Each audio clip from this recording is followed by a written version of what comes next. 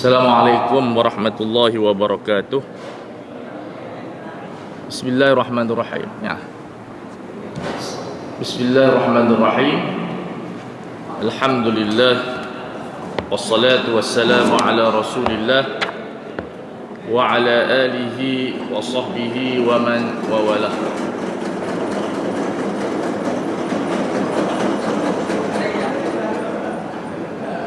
Kita cuba pilih yang terbaik lah pada hari ini. Isu yang sebab masa kita ringkas,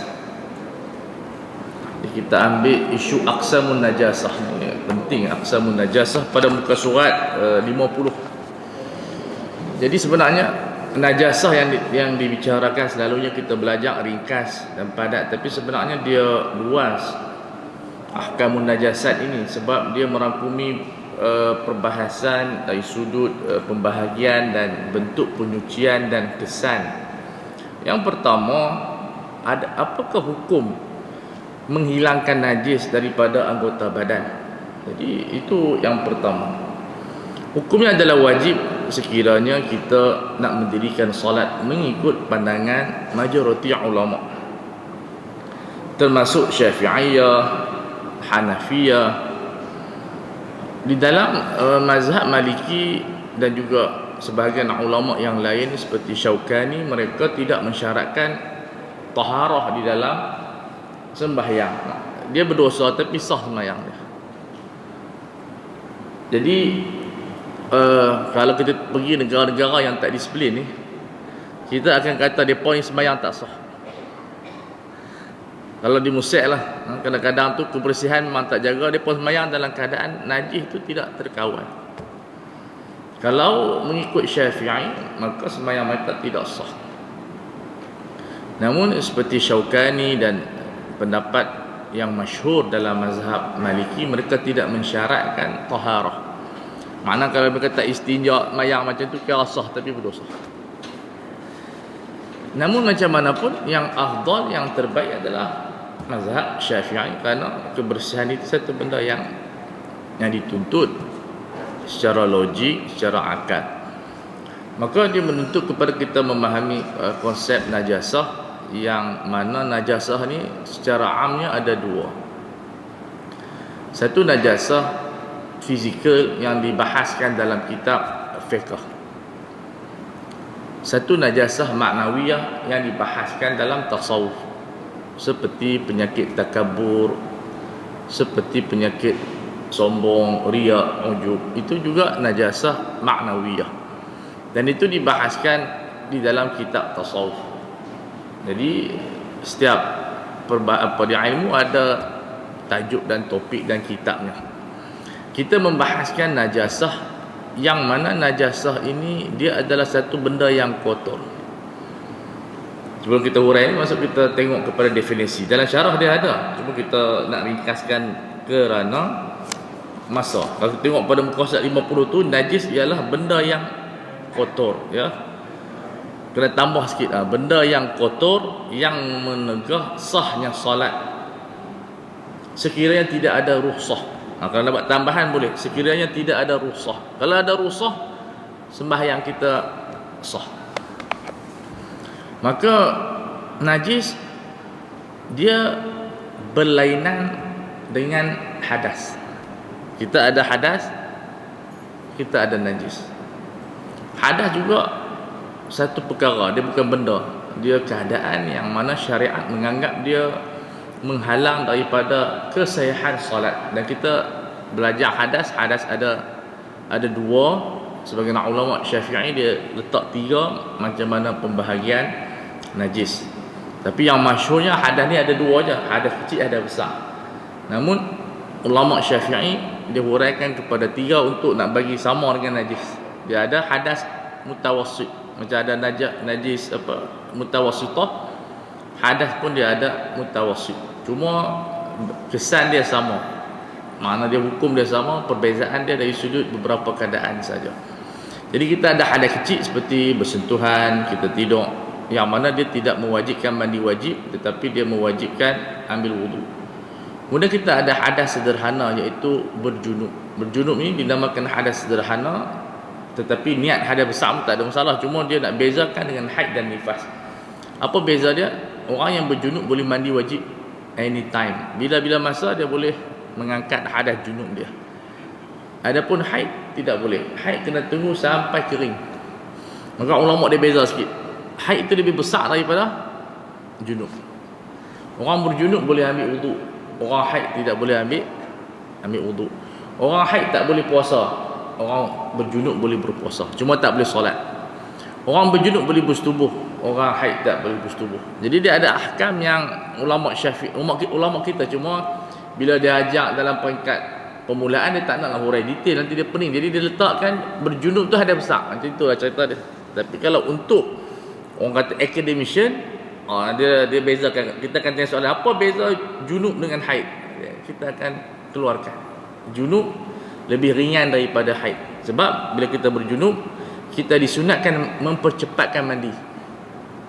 Adapun haid tidak boleh. Dan berjunub tidak membatalkan wuduk. Adapun haid membatalkan wuduk. Berjunub disunatkan berwuduk, haid haram berwuduk. Jadi ini di antara ahkam yang ada perbezaan dia. Maka hadas ini dia menghalang kita untuk menunaikan solat. Sama dengan najis. Cuma najis ini kita tak angkat hadas, kita buang najis. Sebab itu kalau kita tengok definisi, najis kita buang, hadas kita angkat. Sebab hadas ni benda yang bukan fizikal. Apa maksud fizikal? Mata pun tak nampak, telinga pun tak dengar, deria pun tak bau. Itu maksud hadas. Tapi najis, kemungkinan warna, kemungkinan bau dia. Maka najis dianggap sebagai benda yang kotor. Maka ulama buat kaedah, semua najis adalah kotor, tetapi semua bukan semua benda kotor adalah najis. Dia memberi kesan pada pemakanan tapi tidak memberi kesan kepada solat. Kalau kita bawa kekotoran peluh, ya, apa nama dia, kekotoran hidung, kekotoran telinga ataupun daki yang ada pada badan dan ia adalah kotor, sah dalam sembahyang. Cuma kesannya pada makan. Kita tak boleh makan tak hidung, haram. Sebab dia kotor. Jadi pengharaman makan akan melibatkan dua perkara. Sama ada najis, sama ada kotor. Maka diharamkan makan tanah. Kita tak boleh makan tanah. Walaupun tanah tu dibolehkan untuk tayamum, tapi tidak boleh kita makan tanah. Adapun najis, dia memang confirm kotor. Dan segi saintifik pun memang najis ini pembawa kotoran, pembawa segala penyakit. Jadi dalam sembahyang kita menumpukan aspek najasah dan kita mesti mengenal najis. Kerana dalam dunia ni semua bersih. Dalam dunia ni semua bersih. Melainkan ada dalil daripada Quran dan Sunnah atau qiyas yang menunjukkan benda itu najis. Jadi bila kita beli rumah, asasnya adalah bersih. Simen dia bersih, dinding dia bersih, kita tak perlu nak cuci. Cuci itu adalah mimbabi sunat aja, mana kita nak lebih tenang jiwa, tapi tak perlu kita semua. Macam kapek ni, hukum ni adalah bersih. Semua dalam dunia ni semua bersih. Sebab itu dibahaskan air mani. Air mani ni kita nak letak kategori apa? Bersih ke najis? Maka ulama yang kata najis sebab dia kata keluar daripada kemaluan. Ulama yang kata tak najis seperti Syafi'i ni sebab dia kata asal usul ni mestilah bersih sebab manusia ni bersih. Kalau air mani najis, maka kita pun najis. Jadi perbahasan tu pada asas benda tersebut. Jadi semua benda adalah bersih. Kucing bersih, kuda bersih. Anjing, anjing ada dalil. Jadi dalam kehidupan kita semua benda adalah bersih, melainkan sabit pendalilan. Sebab itu dalam permasalahan susu ibu, susu ibu ni nak kira apa? Sebab dia keluar daripada saluran-saluran darah. Jadi sudah tentu kebarangkalian kena darah dalam badan tu, possibility boleh kena. Maka ulama Hanafi dia punya bayangan dia nampak boleh jadi najis ni. Maka dia kata air susu ibu adalah najis. Kenapa boleh minum? Kerana darurah. Budak-budak memang perlukan susu tersebut. Maka kesan dia orang lain tak boleh minum susu ibu. Tak boleh buat bank susu, tak boleh dijual dan dibeli. Kalau suami terminum, hukumnya haram. Itu dalam mazhab Hanafi. Syafi'iyah dia menganggap, dia tak tengok apa nama dia, darah apa dah, dia anggap ini proses satu apa dia transformasi, dia perubahan dia. Nampak warna putih, dia tak kira darah dah. Maka dia anggap susu ibu tu adalah suci. Bila kita sebut susu ibu ni suci, makna dia boleh jual beli. Kalau dalam penduduk miskin, tak ada kewangan, dia boleh jual susu dia. Bila anak dia tak perlukan, sah dia menjual susu ibu kepada ibu yang memerlukan susu tersebut, kerana susu dia bersih. Dan kalau kena pakaian, dia boleh bawa ke dalam solat. Dalam Hanafi, kalau sedikit dimaafkan, kalau banyak tidak dimaafkan. Maka dia bawa kesan kepada penubuhan bank susu. Di Pahang, Majlis Fatwa Pahang telah meluluskan penubuhan bank susu pada awal tahun ini, setelah dibincang dengan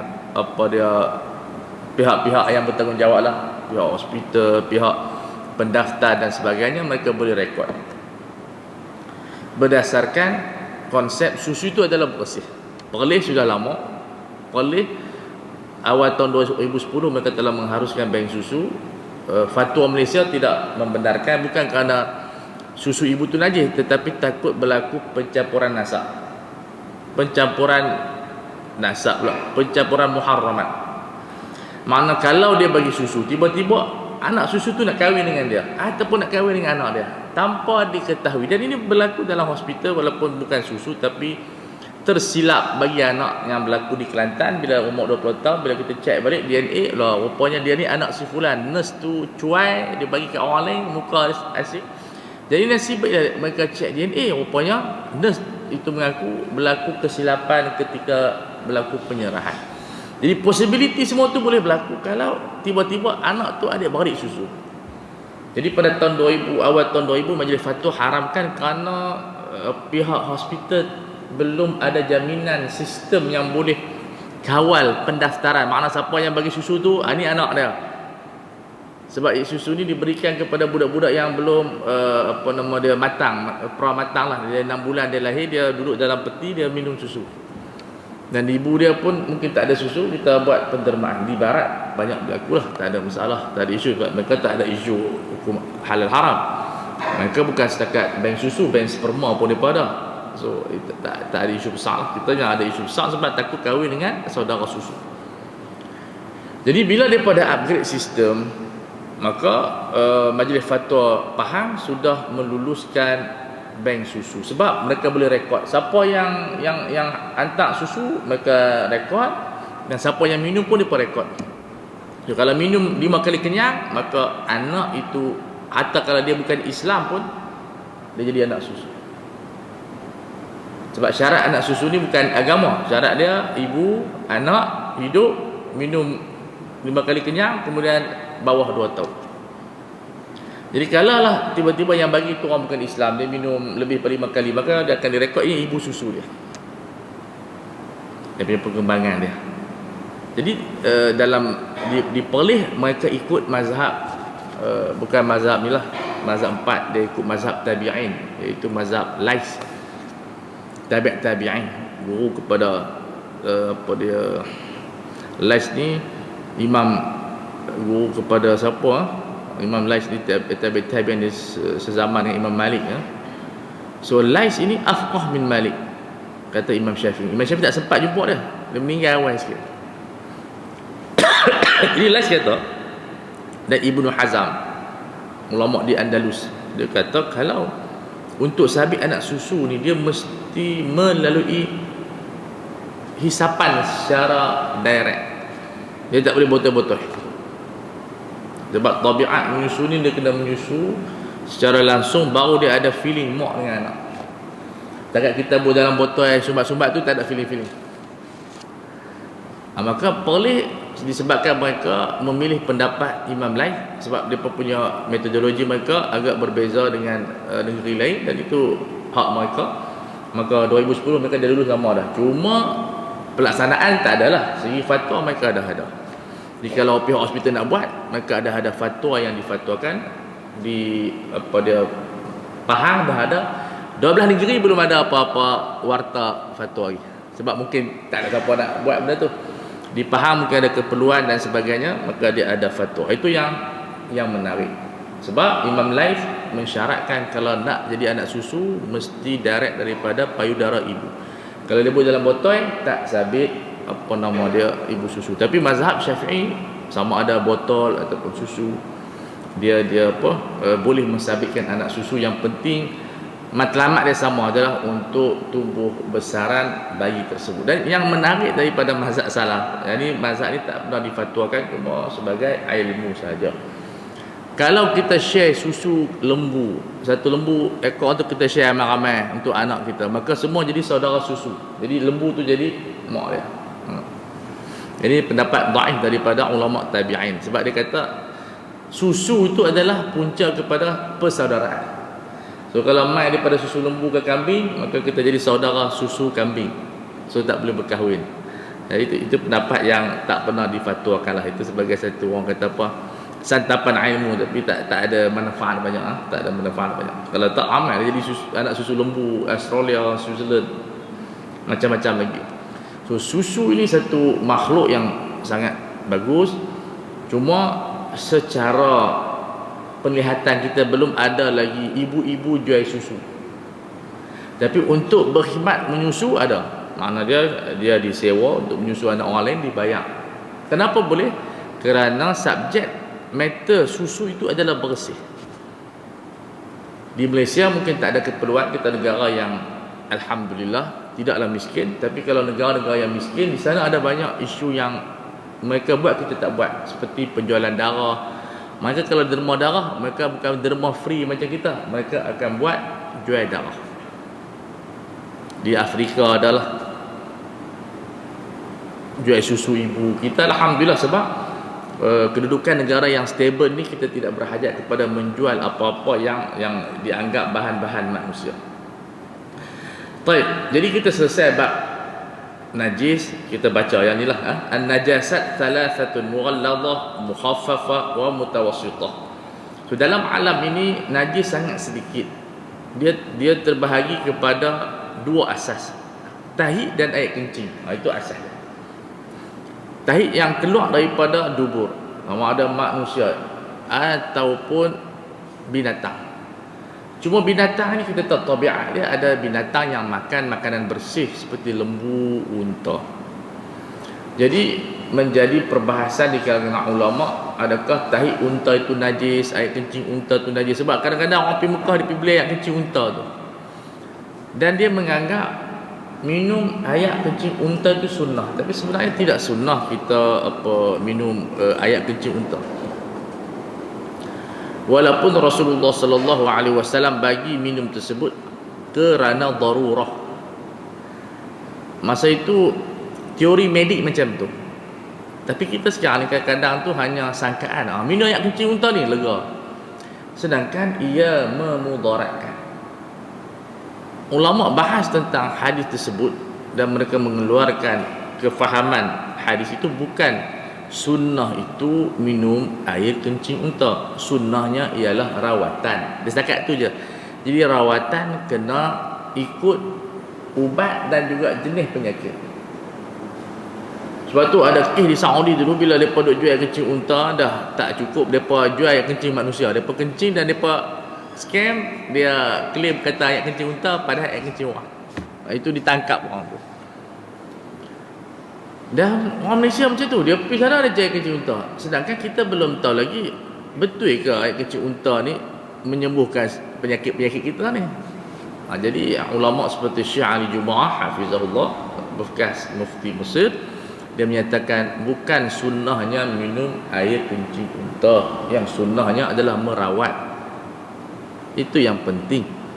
Rawatan ini di zaman moden kita rujuk kepada pakar-pakar perubatan. Mereka yang lebih tahu apakah jenis rawatan-rawatan yang sesuai dengan penyakit kita. Jadi kena berhati-hati untuk kita beli air kencing unta di Mekah atau di mana-mana.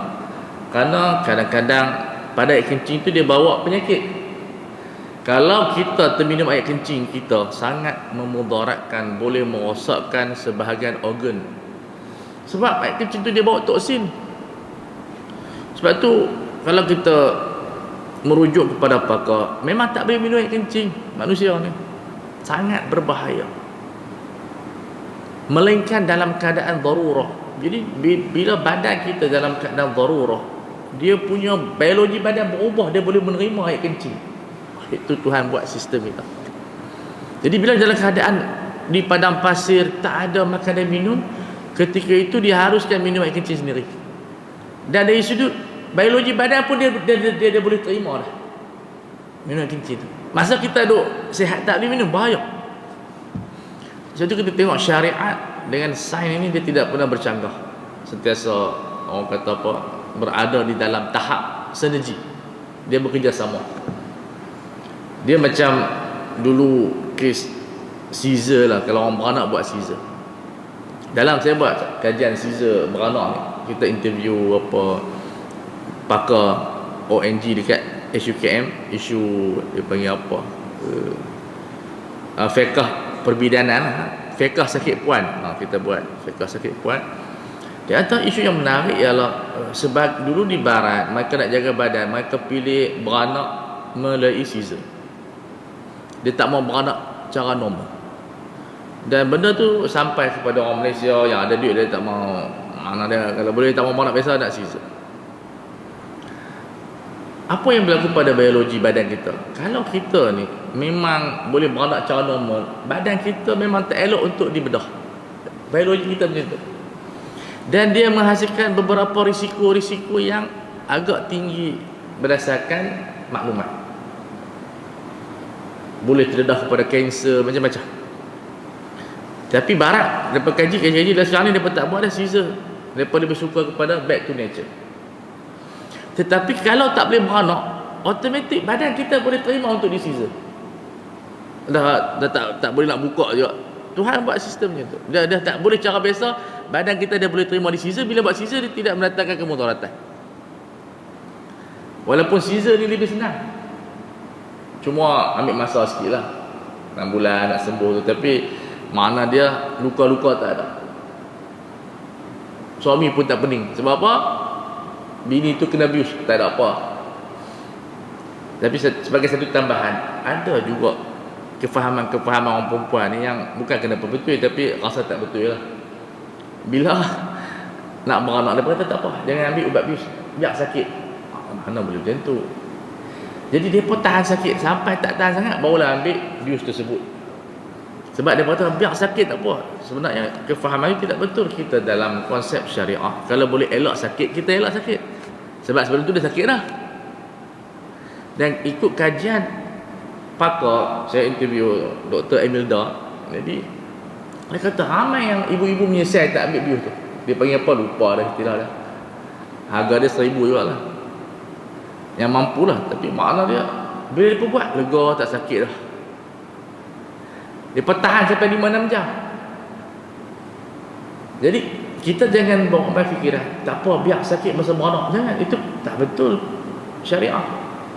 Syariah seperti yang disebut dalam hadis, ma khuyira Rasulullah sallallahu alaihi wasallam bainal amrayni illa ikhtara aisarahuma ma lam yakun ithman. Rasulullah bila dipilih dua benda, dia ambil yang paling mudah, yang paling tak sakit kalau tidak berdosa. So kadang-kadang dia ada dipanggil pergerakan, apa dia panggil, bidan-bidan yang main rumah. Dan itu banyak kes jenayah yang berlaku. Dia panggil apa? Istilah yang bidan main rumah tu. Bipolar apa? Dolar.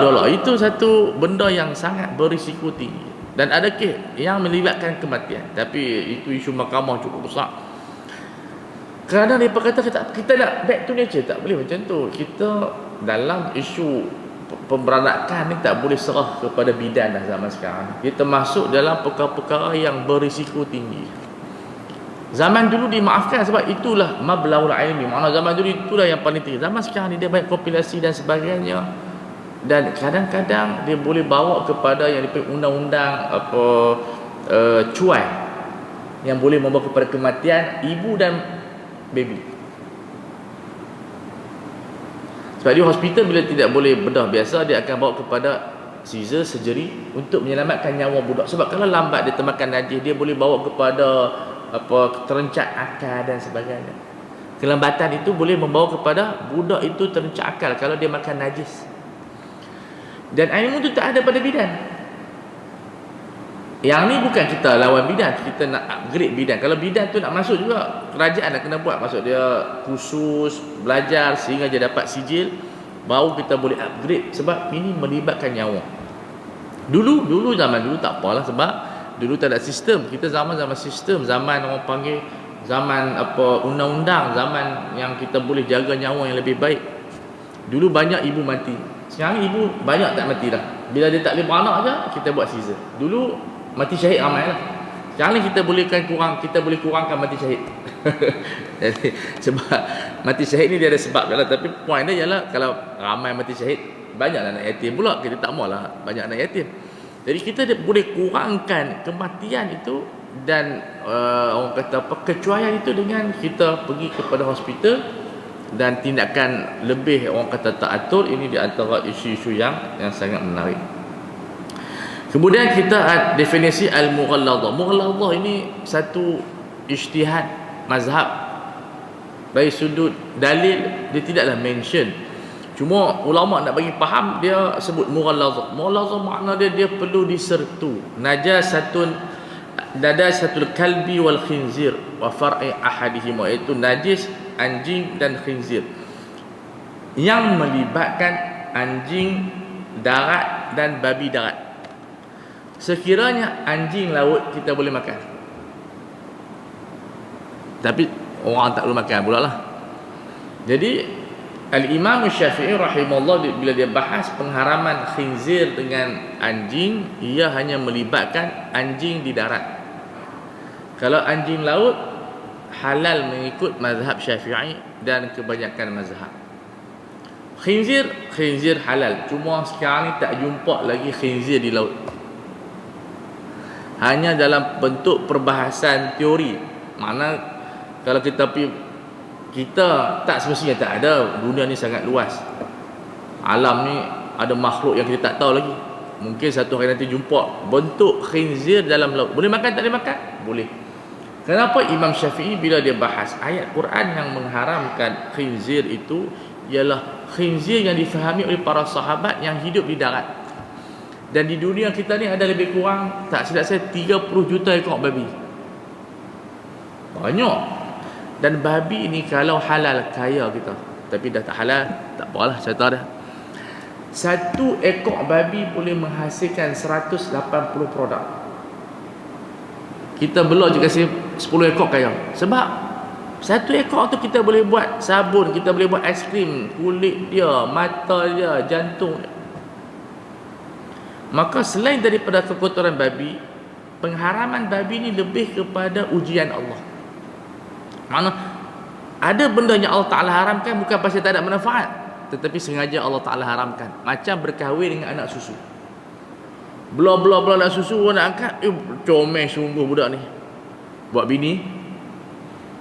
Dan itu yang berlaku dalam orang Arab dulu. Dia belah nak angkat, dia kahwin dengan nak angkat. Tapi ini tak apa, nak angkat ni anak susu. Tengok masa kecil, tengok tak comel, besar-besar, lawa pula. Dari sudut biologi, sampai sekarang tak ada kesan. Kalau kita minum susu ibu, kita tak nampak genetik, permindahan genetik mak kepada anak susu tu. Kalau nasab, kita ada 30-40% genetik mak kita, genetik ayah kita.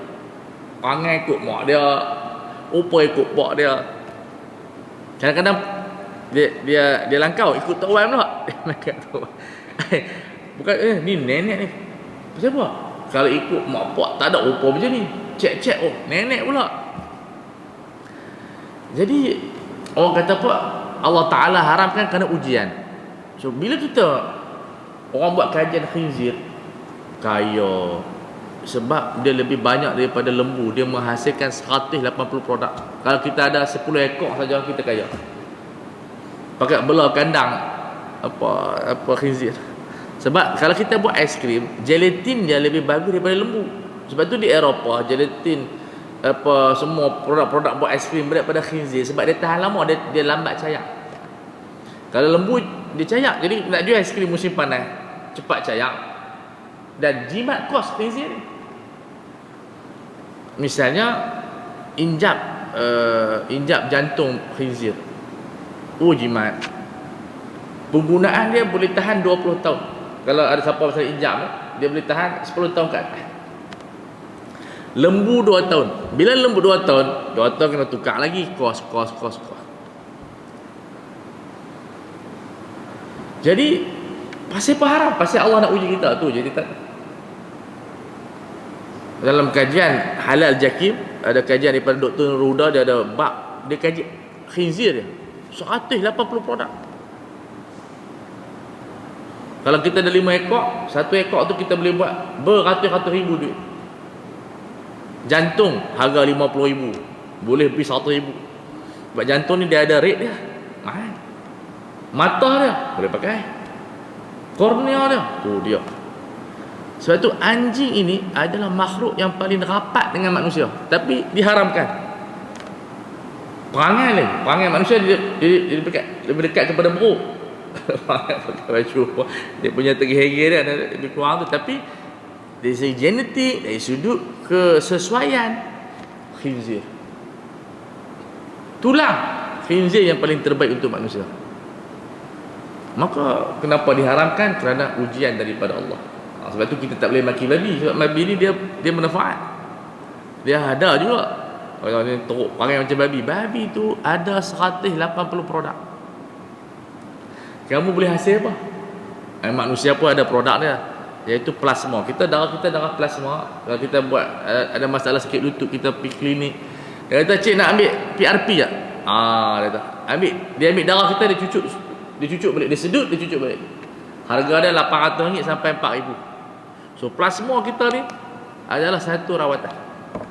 So plasma boleh buat duit. Itu orang kata apa, mengenal diri sendiri. Baik.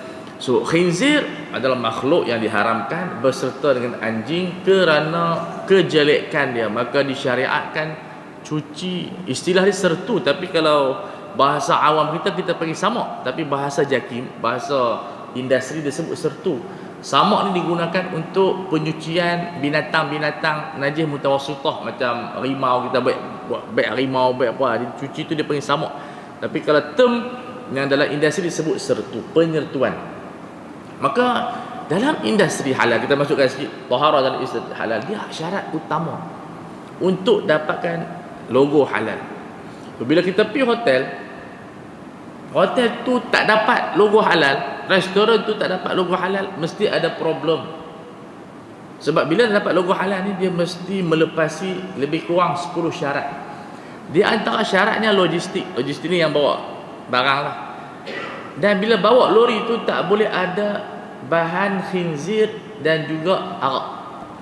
Kalau kita bawa lori besar tu, depan tu bau babi, belakang tu bau lembu, memang tidak dapat sijil halal. Sijil halal tu besar lesen dia, sebab dia telah melepasi 10 syarat. Warehouse dia tempat sembelih tak boleh bercampur.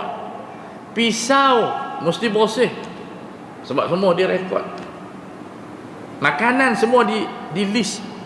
Sebab tu kedai mamak banyak tak dapat sijil halal. Pasal apa? Dia punya rempah dia tak ada jenama. Dia ramu, dia pergi hantar dekat kedai warna kuning, apa macam apa dia panggil apa? Rempah tu tak tahu adabi ke, babas ke, Maggi ke, tak ada. So bila nak buat audit, tak ada. Jadi mereka, kalau di Kedah saya tak pasti berapa banyak kedai mamak tak ada sijil halal. Kalau di Negeri Sembilan 110 kedai tak dapat. Depa halal, depa kira letak ayat kursi lah. Ayat kursi dengan wa may taqillah. Itu salah dari segi undang-undang kerana dia manipulate. Tapi biasalah.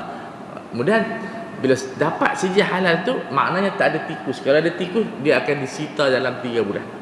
Kalau ada lipas, dia akan disita 3 bulan. Dan gas itu dia ditutup. Sebab tu kalau kita gerai-gerai biasa, bukan kata haram, makan je, saya pun makan, pakai tadi kita kena bincang lah. Tapi untuk dapat sijil halal tak boleh, sebab gas dia terbuka. Bila gas dia terbuka, risiko masuk ke makanan tu dia ada.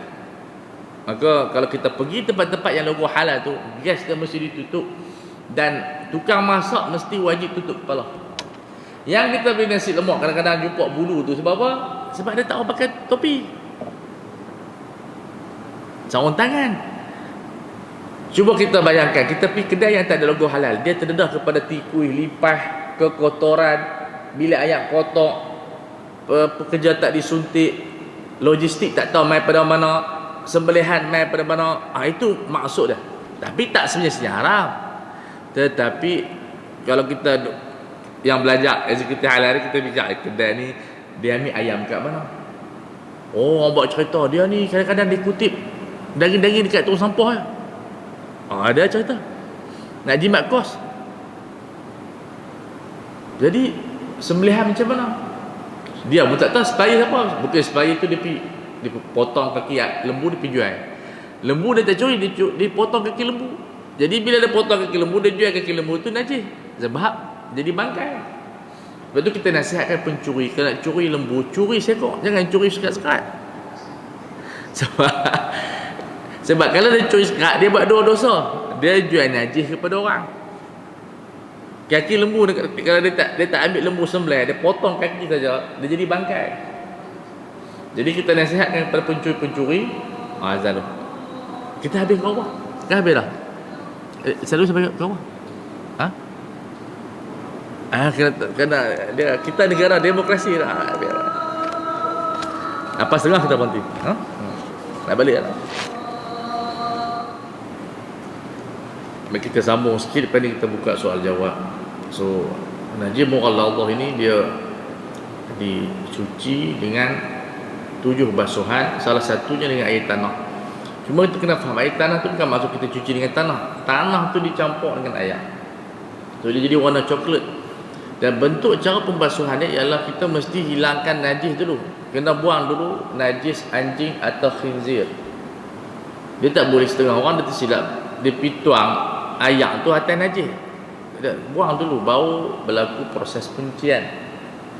Jadi bila dia buang daripada pakaian, daripada mesin, daripada apa-apa yang ada, barulah diletakkan air tanah tersebut. Sebab itu di Malaysia kita sangat ketat dalam isu anjing. Hatta kalau di hotel, mana-mana penyapu yang bulunya tak dipastikan bulu apa, dia tak dapat saja halal. Dia dibolehkan penyuci lantai ni hanya daripada bulu plastik, dia ada khas. Dia pun ketat sampai tahu tu, walaupun saya tak tahu apa susah sangat. Tapi dia buat macam mana, dia undang-undang macam tu. Dia pun jaga sungguh supaya tak ada apa-apa, istilah dia reputasi lah. Tak ada apa-apa orang kata apa ni, hotel ni guna bulu pencuci lantai daripada khinzir misalnya. Sebab tu dulu timbul isu yang apa nama dia panggil, mesin dobi khinzir kajian tu. Tapi kita tak sampai tahap tu. Kita tak perlu nak buat kajian sampai mendalam. Kita tengok zahir, kalau ada sama, tak ada tak sertulah. Kalau tak ada, tak ada masalah. Cuma bila nak up industri tu, dia pun detail sikit. Dia pun main cuci, sembok sana apa, semua ada kos. Tapi kalau kita duduk di rumah tu, kita buat sekadar mana yang termampu lah ya, insya-Allah. Kemudian wal mukhaffafah. Isu mukhaffafah ni isu budak-budak yang tak makan makanan biasa, dia minum susu ibu dan dimaafkan kadar dia ditahni. Namun hanya dikhaskan kepada kanak-kanak lelaki. Dari sudut kanak-kanak perempuan, mereka ada perbahasan, dia berkata air kencing perempuan ni pekat lah apa. Saya tidak pasti dari sudut saintifik, tapi itulah perbahasan ulama terdahulu. Ala kulli hal, yang terbaik dua-dua kita cuci. Itu yang terbaik. Sebab dalam mazhab Hambali, dia tidak bersetuju dengan pandangan mazhab Syafi'i dengan dia kata kena kencing. Apa beza air kencing budak-budak lelaki dan perempuan? Jadi yang terbaik kita basuh lah. Tapi kalau kita nak renjis pun tak ada masalah, sebab mazhab kita mengharuskan berdasarkan dalil Rasulullah merenjis. Apa beza merenjis dengan membasuh? Basuhan ialah berlaku pengaliran air, berpindah daripada tempat ke tempat. Mana kita basuh baju yang kena basuh baju baby tu, air tu dia menitik. Bila kita basuh dia berpindah. Adapun renjis, kita hanya apa dia dipanggil apa, kita merenjis air sehingga air itu menguasai, meliputi air kencing tersebut sehingga kita nampak air tu lebih banyak daripada najis. Itu beza dia. Jadi pembasuhan najis mutawassithah nanti perlu kepada pengaliran, melainkan di tempat-tempat seperti tanah atau kapet yang melekat seperti masjid. So kapet ni ada dua hukum, satu kapet yang melekat dan kapet yang tidak melekat, seperti kapet yang boleh berpindah. So kapet yang berpindah ni hukum macam baju lah, kita kena angkat, cuci dan sebagainya. Tapi macam kapet macam ni tak boleh angkat sebab dia telah dilekatkan, maka hukum dia macam tanah. So kita kena buang najis tersebut dan siram air beberapa kali, barulah kita orang kata bersih. Kalau kena angkat teruk ni. Jadi ada benda-benda yang dia susah untuk kita nak buat macam baju, maka hukum dia seperti tanah. Macam tilam pula berat. So kita cukup sekadar mana kita siram dan kita lap, siram lap sehingga bersih. Ada pun macam cadar, itu kita boleh buat dalam mesin. Nanti kalau sempat kita bincang tentang hukum mesin basuh. Mesin basuh ni dia terbagi pada dua, nanti kita akan terangkan nanti macam mana bentuk mesin automatik dengan separa automatik dan kesan dia.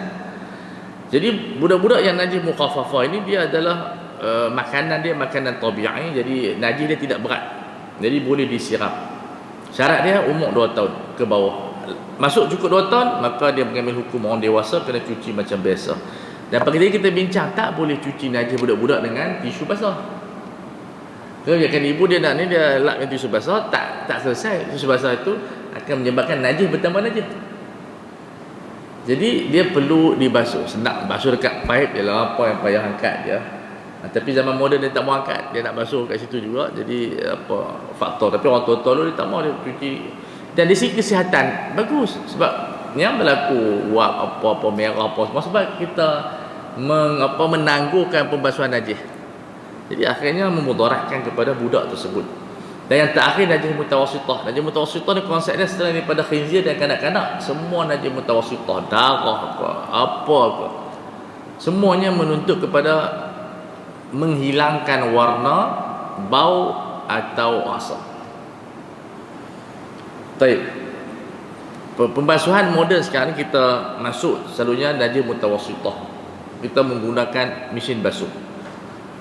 Ulama menguraikan mesin basuh ni, kita pun tak, kalau ulama tak urai pun kita pun tak, ada dua, full automatic dengan separa automatic.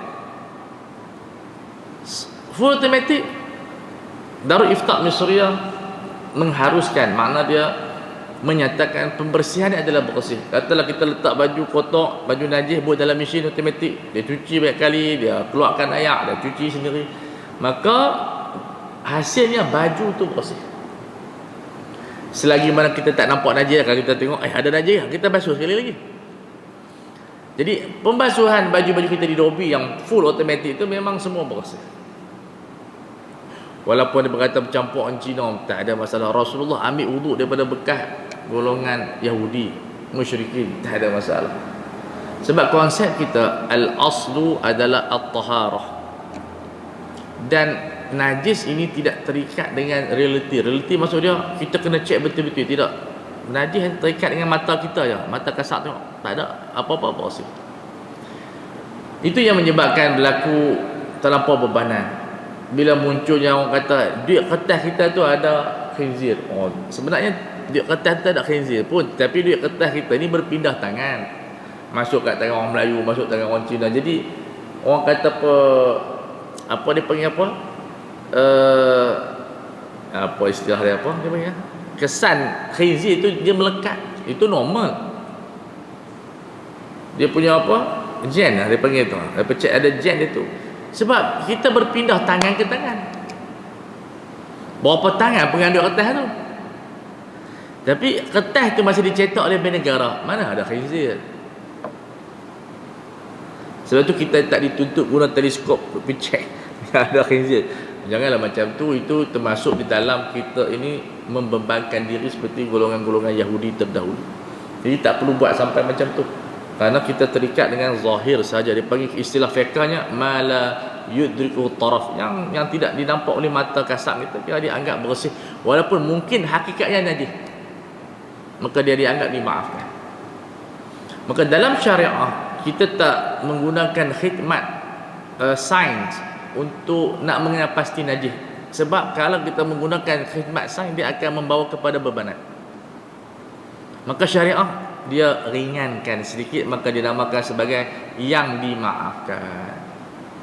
Sebab itu kita ada bab dipanggil umumul balwa, kita ada bab yang dipanggil ma'fu anha, kita ada bab masyaqqah.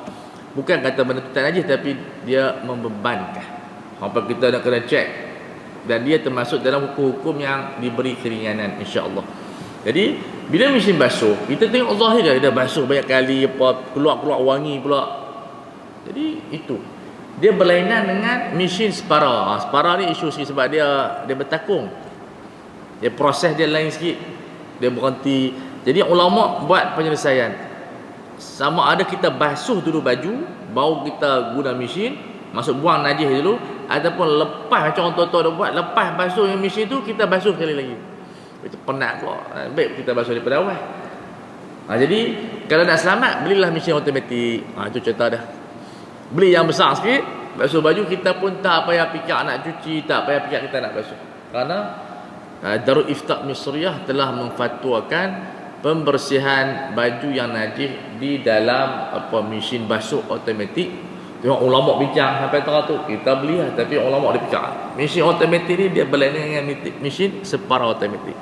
Jadi kalau nak mudah, jangan beli separa automatik. Tapi orang tua-tua kadang-kadang tak seronok, dia nak juga mesin separa, sebab dia nak basuh dengan tangan tu. Tak apa, itu hak dia lah. Cuma kita nak terang penggunaan mesin automatik. Kita tengok muka surat sebelah. Saya urai sikit lah. Al-mughalladah tathuru bi ghasliha sab'an ba'da izalati 'ainiha. Ini poin penting. Najis mughalladah dibersihkan dengan 7 kali pembasuhan, salah satunya air selepas buang fizikal dia. Sebab tu kalau macam kapet ni, kebanyakan orang yang careless, dia basuh kencing, tuang atas kencing, yang macam tu, buang dulu air dia dulu. Mana ada kain, buang kain, barulah dia siram. Ni dah ada siram semua sekali, merebaklah kencing tu. Itu di antara yang dipanggil akhta', iaitu kesalahan yang berlaku di kalangan orang ramai. Anak ada kencing atas meja, dia pergi siram atas meja, air kencing tu mengalat jatuh ke bawah. Dia lap lah dulu, lepas tu barulah siram. Itu dia punya kaedah dia, itu ba'da izalati 'ainiha, sama dengan najis mutawassithah. Ihdahunna biturab. Tanah ini apa-apa tanah yang dia angkat, tanah liat, tanah sawah. Kalau mudah ya pergi rendam dalam sawah, sebab sawah tu senang kan. Dia memang campur dengan tanah. Jadi kita cuci dengan sawah 7 kali. Sebab sawah ni dia bersih untuk ambil wudu, walaupun dia berupa coklat, dan dia package hybrid tu. Kalau kita ada bendang ayak penuh, ada najis mughalladah, siram 7 kali ya, tak perlulah ayak dah. Sebab apa? Dia bersih. Sebab air sawah ni boleh kita ambil wudu, dia macam air telaga. Sebab dia dimaafkan warna dia. Sebab dia dipanggil ma'un tabi'i. So dia ma'ul mutlaq, sebab dia memang tabi'i, dia warna tu. Sebab tu kalau orang dulu buat bendang, kita pun heran, payah dah, tapi dia ambil wudu daripada sawah. Itu yang kita tengok masa orang tua-tua kita buat bendang, kita pun tanya tu kita, sah ke sebab ayat bendang tu coklat? Sah. Itu orang tua-tua dulu, depa walaupun buat bendang, depa belajar fiqh. Itu kehebatan orang tua-tua dulu. Kemudian mukhaffafah tathuru bi rasyil ma', kita renjih alaiha ma'al ghalabah, mesti ayak tu banyak mengatasi ayak kencing. Wa izalati 'ainiha, dan buang dia punya ain. Buang ain dia dan kita renjih. Wal mutawassithah ada 2, satu ainiyah yang ada fizikal, satu hukmiyah yang sudah hilang. Dia 2-3 hari kita lupa nak basuh, kencing kucing, dia kencing kat situ, rupa tak nampak dah, bau tak ada, dia dah hilang dah. Kalau mazhab lain, dia kira bersih sebab dia hilang dah, seperti Hanafi, dan itu difatwakan di tanah Mekah. Satu Syekh Taha, seorang ulama Maliki rahimahullah, guru kami lah di Mekah. Mula-mula dia pegang keras. Orang tanya dia, Tuan Syekh, macam mana kita sembahyang di padang Arafah ni? Tapi padang Arafah ni mayang orang Arab kencing tak basuh. Dia kata tak sah. Dia kata macam tu nak sembahyang ke mana? Orang Arab kencing mata. Jadi dia kata kalau macam tu lagi terus sembahyang semua tak sah. Maka dia fatwa ikut mazhab Hanafi, tanah yang pernah ada najis-najis ni dibersihkan oleh cahaya matahari. Oh tu dia. Jadi mazhab Hanafi ni dia menggunakan tenaga cahaya untuk menghilangkan najis dengan makan masa yang lama lah, 2-3 hari. Lepas tu orang pijak kambuh tanah apa semua, dia bersih.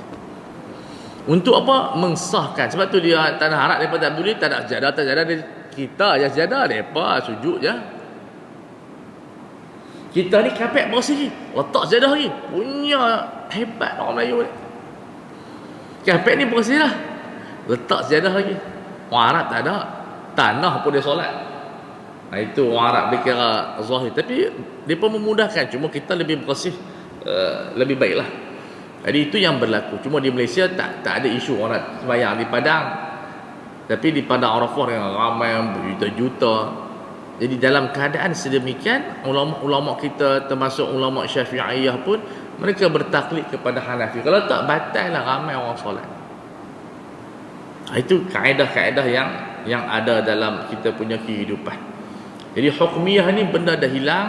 Dia mudah. Hukmiyah satu-satu yang kita boleh bersih, ayak tu tak berpindah. Katalah baju kita 2-3 bulan tak basuh, kita tahu kencing, adalah budak-budak kencing ke kucing ke, kita terlupa basuh dan bau dah tak ada, warna dah tak ada. Cukup kita letak orang tempat jurih ayak, kalau katalah tak mengalir pun itu tidak mengapa.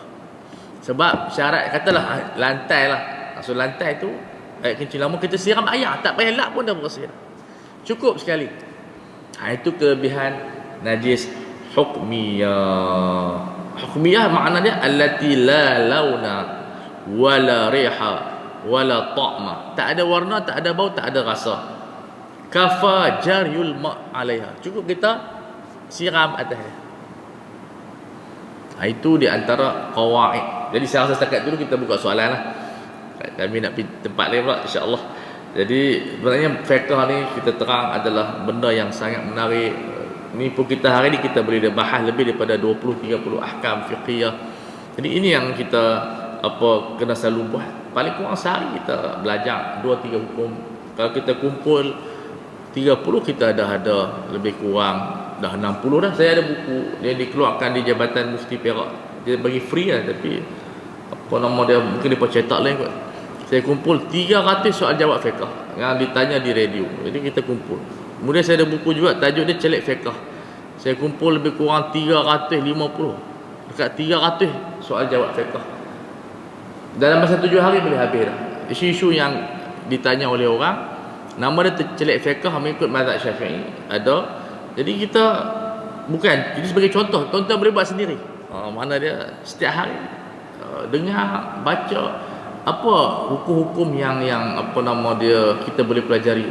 Macam saya sebut pagi tadi, masjid ni dia ada hukum. Kita bincang sebenarnya di Majlis Sultanah lebih daripada 100 fiqh pengurusan masjid dan hukum masjid itu sendiri.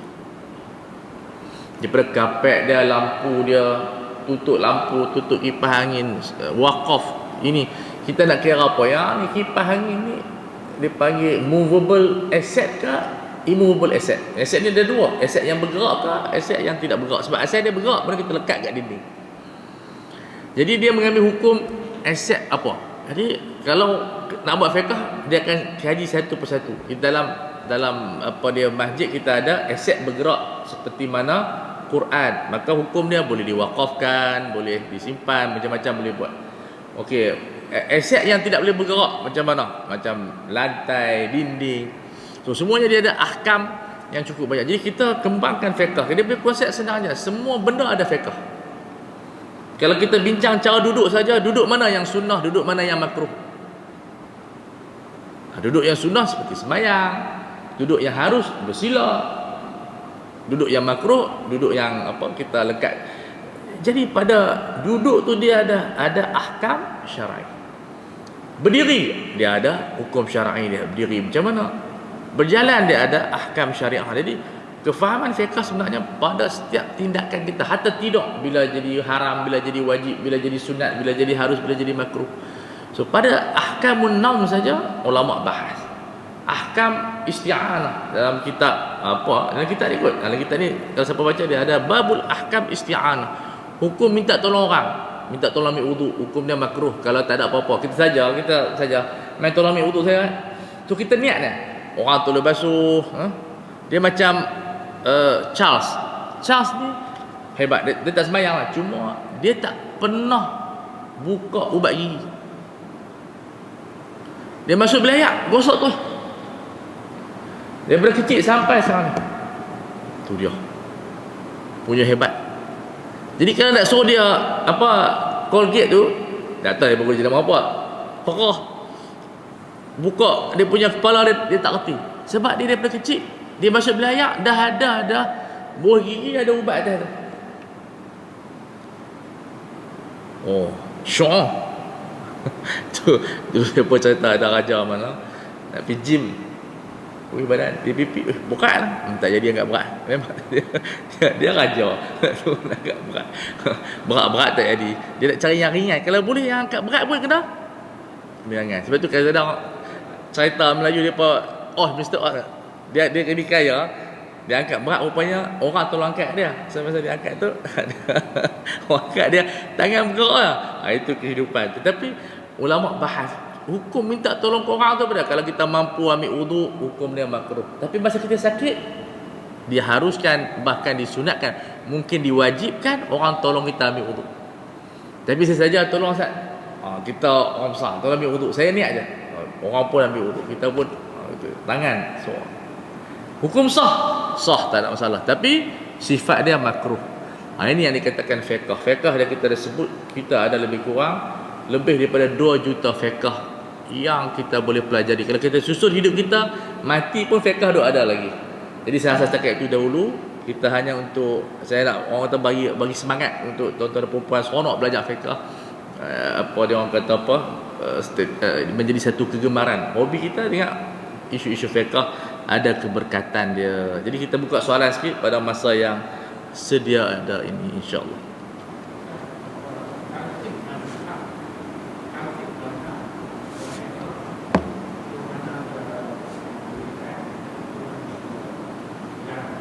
Baik. Nanti saya letak paper saya dekat Pakcik Kasih. Talfiq ni sebenarnya dia ada yang harus, ada yang haram. Dia seperti mana semua perkara. Bila jadi benda harus, bila dia membantu syariah. Macam kita pergi Mekah, kita ambil mazhab Hanafi, tak bagi batal. Sebab apa? Kita tak nak otak kita ni duk fikir batal wuduk ya. Bila talfiq jadi haram, bila talfiq itu membantu kepada maksiat. Seperti orang sembahyang tak ada kahwin tak ada wali, kemudian saksi tak ada. Sebab tak ada wali dia ikut Hanafi, tak ada saksi dia ikut Maliki. Jadi talfiq ini di dalam manhaj fatwa, kalau di Darul Ifta Misriyah di Malaysia, saya ada kajian, memang ada talfiq, cuma di Malaysia perkataan talfiq itu ulama Malaysia tak suka. Sebab kebanyakan orang menyalahgunakan talfiq. Jadi dia tak sebut talfiq. Sedangkan kalau kita kaji fatwa-fatwa Malaysia, banyak talfiq berlaku di dalam fatwa-fatwa Malaysia. Khususnya macam zakat fitrah, kita talfiq lah. Kita guna mazhab Abu Hanifah, kita bayar dengan duit. Cuba bayangkan kalau zakat fitrah kita guna mazhab lain. Lembaga zakat ni kena ada store. Kalau kita ada 200,000 pengeluar zakat fitrah guna beras, lembaga zakat rugi lah. Sebab dia kena sediakan lori, nak kena angkat beras, kemudian kena ada store. Orang miskin nak terima beras pun pening kepala. Dia nak pergi letak kat mana beras dia? Jadi ketika itu talfiq menjadi terpuji. Tapi yang sampai kepada Malaysia ni dia ulama-ulama kita dia bimbang. Jadi dia kata talfiq tak boleh. Tetapi secara syafi'iyahnya ada dua pandangan dalam mazhab, iaitu satu kata boleh, satu kata tak boleh. Tetapi yang diamalkan oleh mahkamah syafi'iyah sejak zaman berzaman, memang hakim-hakim menggunakan talfiq di dalam nak mencantikkan perundangan dan fatwa. Sebab tu bila kita nak mengkaji satu perkara, kita kena tengok, kalau law dia panggil inilah precedent case lah, decided cases yang lama-lama. Tengok orang dulu macam mana dia buat talfiq. Digunakan dalam perniagaan, contoh dalam muamalat. ulama Syafi'i dia suruh bertaklid kepada Maliki. Sebab kalau kita ikut Syafi'i, kaedah dia macam tu. Tapi Syafi'i ni kebanyakan kontrak dia more kepada kontrak korporat. Dan mazhab Hanafi dan juga Syafi'i, mazhab Hanafi Hanbali more kepada retail. Sebab tu mereka tidak perlu ada ijab kabul. Untuk retail boleh jual barang runcit apa-apa, okeylah. Kita takkan nak jual nasi lemak, saya jual saya beli, lambat pula. Mazhab Syafi'i dia sesuai dengan korporat. Maksudnya ada agreement, ada dokumen. So tak boleh kata kita ada dokumen. So ada orang salah faham, dia kata mazhab Syafi'i ketat sangat. Dia bukan ketat, dia nak jaga orang kata hak penjual dan pembeli. Dan bila kita masuk dalam dunia barang-barang korporat, maknanya kita jual kereta, jual rumah, mazhab Syafi'i yang lebih elok. Tak ada kita jual kereta, bagi kereta tak sebut apa. Nampak tak? So tak betul kita kata mazhab Syafi'i ni syadid. Syadid dia sesuai dengan perwatakan perniagaan barang yang besar. Jadi bila saya buat kajian, saya tengok subhanallah, kalau tak ada mazhab Syafi'i, dia tak melindungi pula hak-hak apa nama dia, pengguna dan sebagainya dalam erti kata barang-barang yang bernilai. Jadi dalam retail mazhab Syafi'i tak sesuai. Sebab kita setiap hari beli nasi lemak, dan kita nak suruh, takkan kita tak suruh budak-budak pergi beli. Tolong pergi beli minum kita pemalas pergi kedai mamak, suruh anak kita umur 10 tahun pergi beli. Dari sudut legal capacity dia, budak-budak tak boleh nak deliver, nak pergi serah duit kepada penjual, saya beli Milo Ice, sebab dia tak balik mengikut Syafi'i. So penjualan tu tidak valid. Kalau segi perundangan, makna dia boleh saman lah, contoh dia.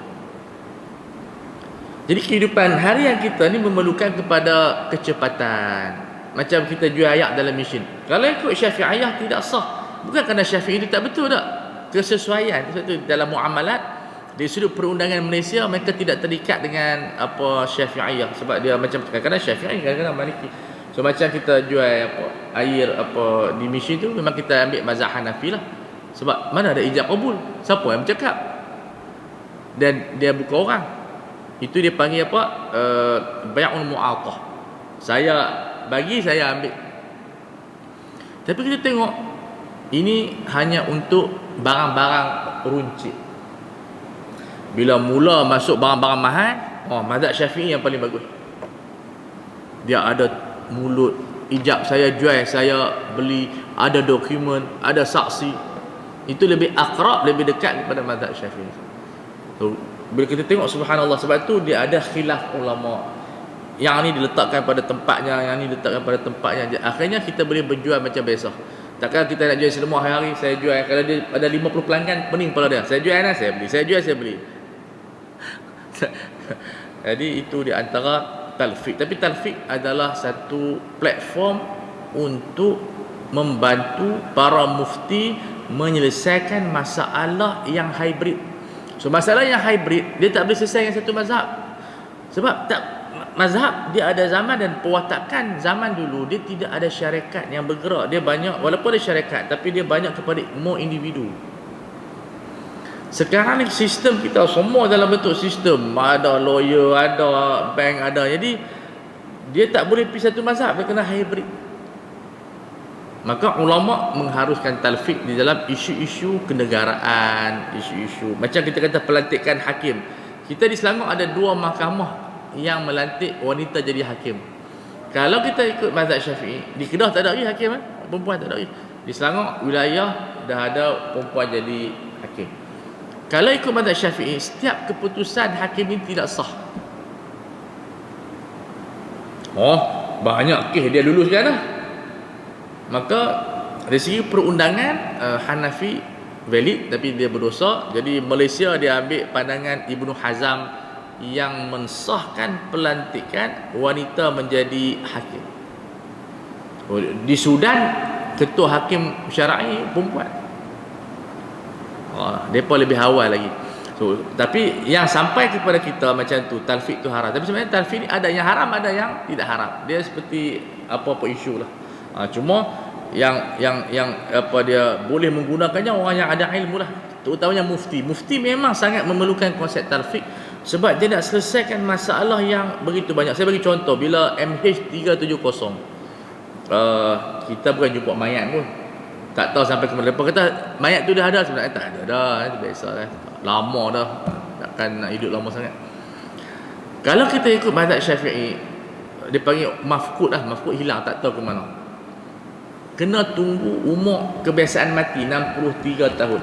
Makna kalaulah isteri dia umur 30, dia nak dapat harta faraid tu kena tunggu 30 tahun lagi. Kalau Maliki ringan sikit lah, ada 4 tahun, ada 10 tahun. Tapi makan tahun juga dulu saja. Sedangkan pampasan nak bagi tak boleh tersangkut. Maka majlis fatwa kita melakukan satu ijtihad yang mana mereka kata kalau pergi bawa kepada hakim, hakim melihat pembuktian itu valid dan kuat, maka kalau hakim putuskan mati, maka sah semua. Maka dia tu mati, dapat kahwin lepas tu, kemudian harta pun dibahagikan. Itu terkeluar daripada mazhab Syafi'i tu. Bukan kata Syafi'i, Maliki pun tak, Hanafi pun tak, Hanbali pun tak. Itu adalah mazhab yang dikatakan mazhab baru, ijtihad. So saya buat kajian fatwa-fatwa Malaysia, saya rasa lebih daripada 10 fatwa negeri dan fatwa kebangsaan yang mereka keluar daripada mazhab 4 kerana maslahah yang besar. Benda ni kita kena orang kata terus mengkaji dan sebagainya. Tabiat Malaysia 60-70% mazhab Syafi'i, tapi 30% misalnya di Mahkamah Syariah Selangor, dia tak sama setiap negeri.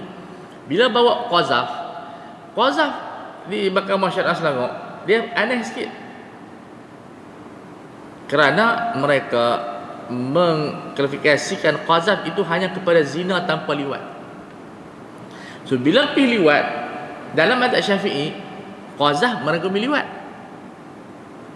Tapi di Mahkamah Syariah tak tahu, bila pemindahan enactment tu saya duk tanya, depa pun tak sedar macam mana boleh terlepas ikut Hanafi. Hanafi menganggap kalau tuduhan liwat masuk dalam ta'zir, sebab liwat bukan zina. Syafi'i menganggap liwat itu adalah zina. So kalau kita tuduh orang berliwat tanpa bukti, orang tu boleh disabit ke qazaf. Tapi bila bawa fikih mahkamah, dia ada lelaki orang Pakcik Kasim Mutar, jadi bila pergi Mahkamah Syariah Selangor, bila bawa fikih, tengok tafsiran qazaf hanya kepada zina, tidak melibatkan liwat. Nampak? Jadi saya buat, kita ada pengajian dengan hakim-hakim Selangor. So kita question, dia pun tak sedap macam mana definisi qazaf itu ikut Hanafi.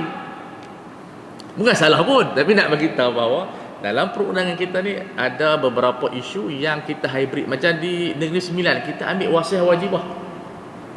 Wasiah wajibah ni pendapat Ibnu Hazm, mazhab Indonesia, iaitu bila mati mak pada Tok Wan ni boleh bagi 1/3 kepada cucu dia dan dibahagikan secara faraid kepada mereka. Kerana kesian kadang-kadang pak makan sapu semua harta abang dia yang mati.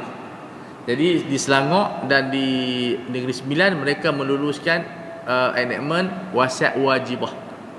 Di Kedah saya tak pasti. Kalau ada siapa-siapa yang terlibat, bolehlah. Di Kedah saya tak pasti, sebab setiap negeri ada enactment masing-masing. Jadi kita tengok Selangor dan Negeri Sembilan di antara negeri yang pertama melaksanakan wasiat wajibah yang tidak ada dalam mazhab Syafi'i, Hanbali, Maliki dan juga Hanafi. Yang ada tu mazhab di Andalus, mazhab Ibnu Hazmin Az-Zahiri. Jadi sebenarnya cerita ni menunjukkan kita ni advance. Mahkamah Syariah di Malaysia advance, majlis fatwa kita hebat. Kerana mereka bukan saja berinteraksi dengan mazhab Syafi'i, mereka ada banyak mazhab. Dan saya terlibat dalam pembikinan dipanggil guideline fatwa-fatwa Malaysia yang dibuat di JAKIM. Ada, kalau Pakcik Kasim tengok tu, saya kita ada di JAKIMnya 50 muka surat. Grand USIM, saya jadi penilai dengan beberapa masyarakat. Jadi kita ada guideline fatwa untuk semua mufti-mufti di Malaysia. Cuma depa pakai tak pakai saya tak pastilah. Cuma JAKIM dah buat dah lebih kurang 50 muka surat garis panduan fatwa yang dicadangkan untuk mufti-mufti seluruh Malaysia. Itu saya ada, tapi saya nak cari balik dalam file tu. Tapi menarik sebab itu kajian yang dibuat oleh 3-4 orang pensyarah USIM, dan kita hantar ke Darul Ifta Misriah untuk endorse. Dan dari Ifta Misriah endorse oleh Syekh Amru, dia endorse kita punya guideline fatwa. Jadi di Malaysia ni alhamdulillah kita punya sistem sebenarnya bila kita kaji sangat orang kata menarik. Baru ni saya terlibat dalam guideline dipanggil ibadat OKU. Jadi insya-Allah kalau siap tu lebih kurang 100 muka surat, JAKIM akan keluarkan dan boleh membantu semua persatuan-persatuan OKU dan semua yang terlibat macam mana ibadat OKU. Jadi sebenarnya kita alhamdulillah di Malaysia ni, saya katakan di antara negara Islam yang paling hebat di dunia, mengalahkan Saudi, mengalahkan Iran. Ada part mereka lebih, tapi ada part yang kita lebih bersistem daripada negara-negara yang lain. Ada soalan lagi? Makcik boleh faham macam tu ni? Tak apalah, buat faham lah. Kita cerita solat-solat sikit. Cerita kehebatan Malaysia ni sebab ramai. Saya dulu terlibat setahun setengah dalam dipanggil panel civil syarak. Mana panel syarak kita badan yang menilai enactment syariah di seluruh Malaysia. So saya sempat setahun setengah. Di antara yang kita bincang ialah perkahwinan bawah umur, isu yang sangat hangat. Tapi isu hangat pun tak ada pun yang bawah umur, melainkan di Kelantan 2-3 kes, di Sarawak Perlis sampai Johor tak ada pun permohonan kahwin bawah umur. Tapi isu itu dihangatkan oleh geng-geng lawyer je. Tak ada apa pun. Jadi itu isu-isu yang sangat menarik, dan kita yang ada 14 negeri yang ada enactment syar'i di bawah mufti dan sebagainya. Sangat Malaysia ni kalau kita tengok, bukan kata-kata tak ada kelemahan, tapi berbanding negara lain kita lebih orang kata apa, lebih hebat lah daripada negara lain. Baik, ada soalan lagi? Tak ada lah. Tak ada, kita tutup lah. Semua nak sembahyang dah. Saya pun nak bermusafir insya-Allah. Jadi kalau kita ada masa nanti tahun depan kan, kita boleh plan isu-isu yang menarik yang kita boleh bahas, isu-isu fiqh. Sebenarnya fiqh ni kalau kita belajar, kita akan rasa orang kata apa, seronok dengan agama kita, seronok dengan Islam kita. Kenapa? Agama lain tak pernah bincang macam agama kita. Wallahu taala a'la wa a'lam. Masih semua, terima kasih imam-imam. Assalamualaikum warahmatullahi wabarakatuh.